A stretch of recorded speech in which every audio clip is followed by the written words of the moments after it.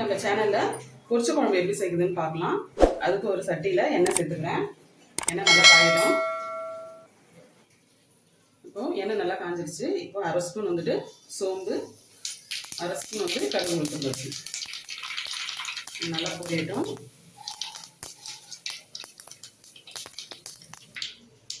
இப்போ இதில் ஒரு கைப்பிடி அளவு பெரிய வெங்காயம், ஒரு கைப்பிடி அளவு சின்ன வெங்காயம் சேர்த்துக்கலாம்.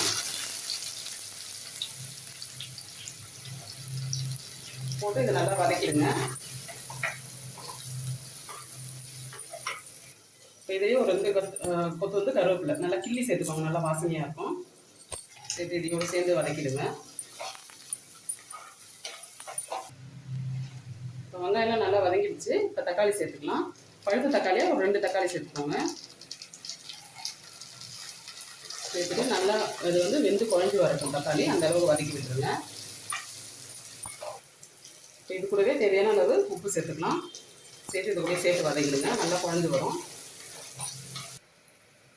இப்போ தக்காளியெல்லாம் நல்லா வதக்கிடுச்சு பாருங்க. இப்போ காய் சேர்த்துக்கலாம். இதுக்கு வந்து எந்த காய் வேணாலும் நீங்கள் சேர்த்துக்கலாம். கத்திரிக்காய், முருங்கைக்காய், மாங்காய், முள்ளங்கி என்ன வேணுமோ சேர்த்துக்கலாம். நான் இன்னைக்கு வந்துட்டு அவரைக்காய், முள்ளங்கி, கத்திரிக்காய், உருளைக்கிழங்கு சேர்த்துருக்கேன். உங்களுக்கு எந்த காய் விருப்பமாக இருக்கோ அந்த காய் சேர்த்துக்கலாம். நல்லா இருக்கும் இந்த குழம்புக்கு.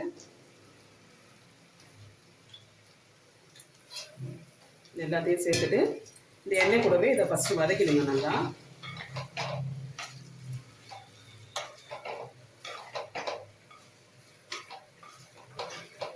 நல்லா வதங்கிடும். ஒரு 2 நிமிஷத்துக்கு இதை ஃபஸ்ட்டு நல்லா வதக்கிடுங்க. இப்போ இந்த காயெல்லாம் வதக்கியாச்சு. இப்போ ஒரு 1/4 டீஸ்பூன் அளவு மஞ்சள் தூள், குழம்பு மிளகாத்தூள், வீட்டில் அரைச்ச குழம்பு மிளகாத்தூள் அது ஒரு 3 ஸ்பூன் சேர்த்துக்கிறேன். உப்பு வந்து நம்ம ஏற்கனவே சேர்த்துட்டோம். லாஸ்ட்டாக தேவைப்பட்டால் வேணால் சேர்த்துக்கலாம்.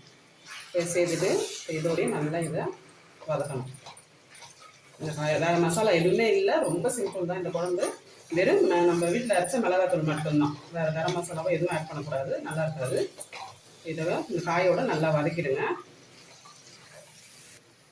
இந்த காயெல்லாம் போட்டு நல்லா வதக்கி வச்சு பாருங்கள். இந்த அளவுக்கு நல்லா வதக்கி வச்சுக்கோங்க. இப்போ இதில் தண்ணி சேர்த்துக்கலாம். இந்த காயெல்லாம் வேகணும், அந்த அளவுக்கு தண்ணி சேர்த்துக்கணும். இந்த மாதிரி தண்ணி சேர்த்துருங்க. சேர்த்துட்டு ஹை ஸ்பீடில் வைங்க. இது வந்து நல்லா கொதிக்க ஆரம்பிக்கும். அப்போ வந்து கொஞ்சம் மீடியம் ஃப்ளேமில் வச்சுக்கோங்க. அப்போ தான் நம்மளுக்கு காயெல்லாம் வெந்து வரும். இல்லாட்டி நம்மளுக்கு தண்ணி மட்டும் சுண்டிடும், காய் வேகாது. அதனால இப்போ நல்லா கொதிச்ச பிறகு நம்ம கொஞ்சம் சிம்மில் வச்சுட்டு இந்த காயெல்லாம் வேகட்டும்.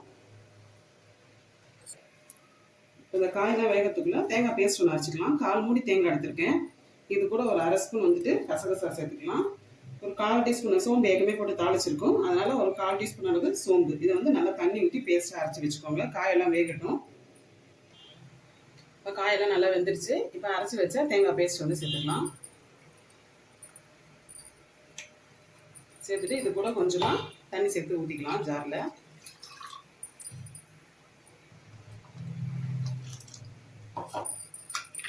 அவ்வளோதான். சேர்த்துட்டிங்கன்னா இப்போ இது நல்லா கலந்து விட்டுருங்க. உப்பு காரம் எல்லாம் கரெக்டாக இருக்கான்னு இப்போ செக் பண்ணிக்கோங்க. 10 அடி சேர்த்துக்கலாம். இப்போ வந்து ஒரு 2 நிமிஷம் வந்து கொதிக்கணும். ஒரு 2 கொதி வந்தோடனே இறக்கிடலாம். அவ்வளோதான் நம்மளுக்கு குழம்பு. இது கொதி வரட்டும். இப்போ பாருங்கள் நல்லா கொதி வந்துருச்சு பாருங்கள். அவ்வளோதான் நம்மளுக்கு இந்த குழம்பு. தேங்காய் ஊற்றி இந்த மாதிரி ஒரு கொதி வந்தால் போதும் நம்மளுக்கு. ஆஃப் பண்ணிடலாம். ஆஃப் பண்ணிட்டு நல்லா கருவேப்பிலை, ஃப்ரெஷ்ஷான கருவேப்பிலை தான் மேலே போட்டுருங்க. நல்லா வாசனையாக கமகமன்னு இருக்கும். இது வந்து ரைஸ்க்கு மட்டும் இல்லை, இட்லி தோசைக்கும் அவ்வளோ டேஸ்ட்டாக இருக்கும். ட்ரை பண்ணி பாருங்கள். அவ்வளோதான். நம்மளுக்கு இப்போ சூப்பரான ஒரு பொரிச்ச குழம்பு வந்து ரெடி ஆகிடுச்சு. இதுக்கு வந்துட்டு காய் கூட தேவையில்லை தொட்டுக்க. நம்மளுக்கு அப்பளம், வத்தல் அந்த மாதிரி எது இருந்தாலும் நம்ம சாப்பிட்டுக்கலாம். சூப்பராக இருக்கும். இதே மாதிரி நீங்களும் ட்ரை பண்ணி பாருங்கள். எப்படி இருந்தது சொல்லிட்டு கமெண்ட்டில் சொல்லுங்கள். இந்த வீடியோ உங்களுக்கு பிடிச்சிருந்தா லைக் பண்ணுங்கள், ஷேர் பண்ணுங்கள், மறக்காமல் ஃபாலோவும் பண்ணிக்கோங்க. தேங்க்யூ.